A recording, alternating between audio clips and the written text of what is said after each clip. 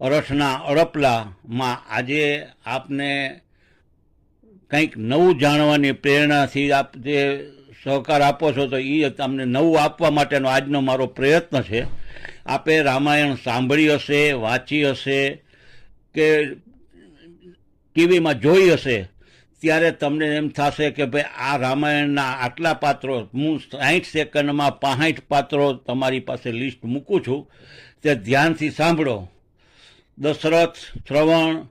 Kaikeyi, Kaushalya, Sumitra, Ram, Lakshman, Bharat, Shatrughan, Sita, Urmila, Mandvi, Suniti, Janak, સુનૈના,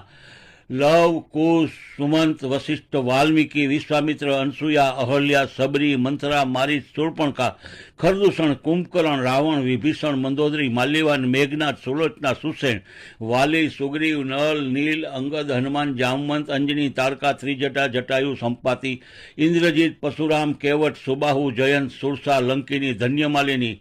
નરાંતક, દેવાંતક, ત્રિચુરા, અતિકાય, Atri, Gautam, Shatanand, Bhardwaj, કાલનયની,